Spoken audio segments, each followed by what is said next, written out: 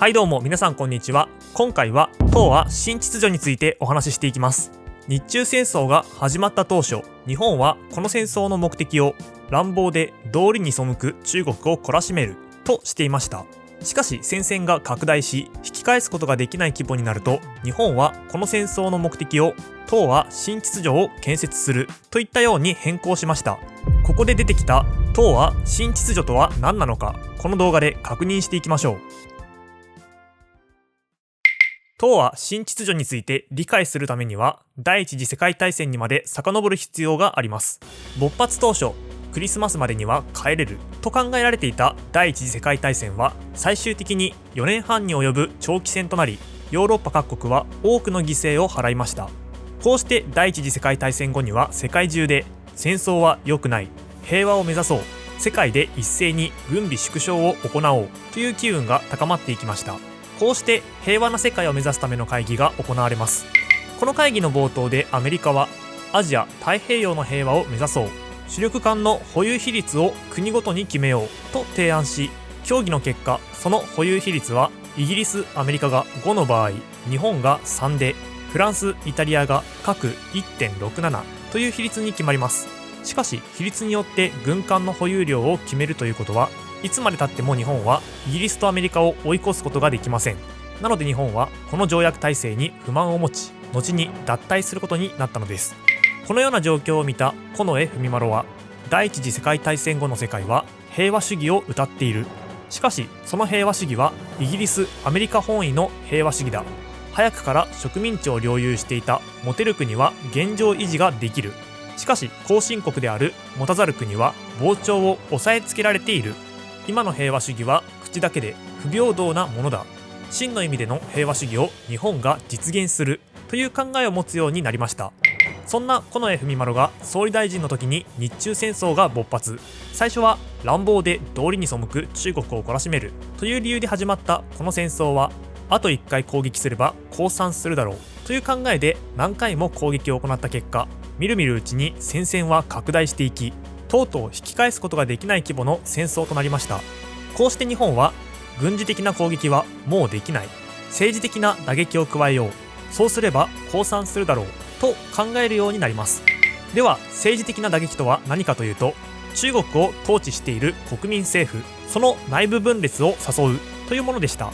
国民政府を主導しているのは蒋介石ですが、国民政府内部で長く蒋介石と主導権を争ってきた人物に汪兆銘という人物がいます。彼は日本との和平の可能性を考えるべきであると主張している人物だったので、近衛文麿はこの汪兆銘に注目したのです。汪兆銘を日本側に引き込めるかもしれない。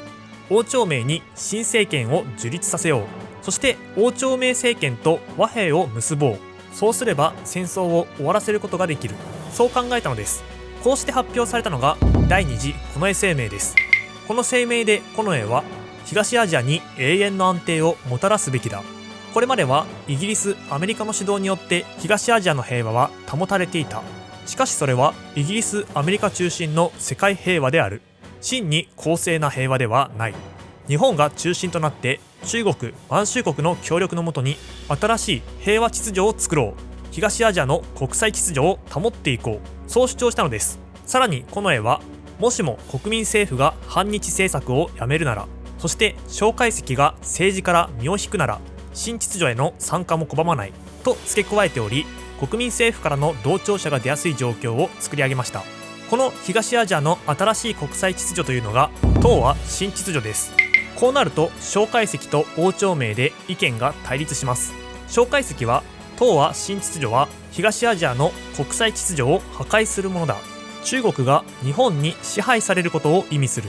日本は中国を滅亡させ奴隷にするつもりだと主張し、汪兆銘はすでに半分近くの国土と人口を占領された。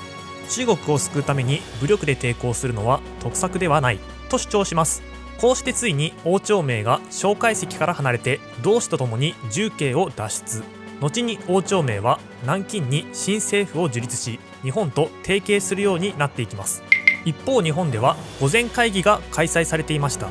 東アジアに新しい秩序を作るとは言っても、日本、中国、満州国がどのように協力するのかという具体的な内容は示されていなかったため、日中関係をどのように調整していくかという具体的な方針が決定されたのです。そこで決定された方針は、隣り合う国同士仲良くし、共に共産主義を防ぎ、経済の提携をしていこうという方針で、これら3つの基本理念を声明として発表しました。しかしそのために中国には主に3つの要求をしています。1つ目が中国北部と内蒙古に日本軍の駐兵を認めること。2つ目がその地域の鉄道、航空、通信、主要港湾水路への監督権は日本が持つこと。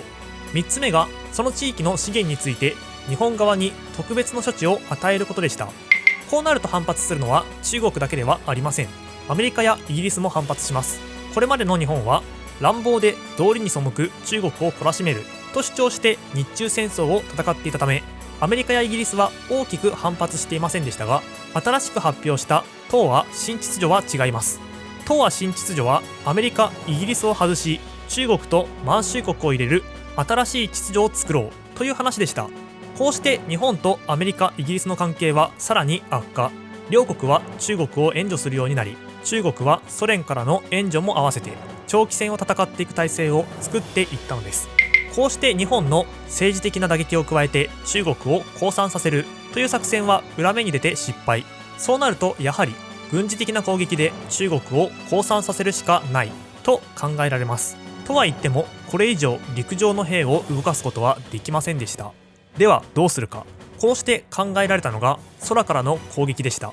重慶爆撃です。武漢を出発した日本の航空隊が国民政府の首都である重慶に到着。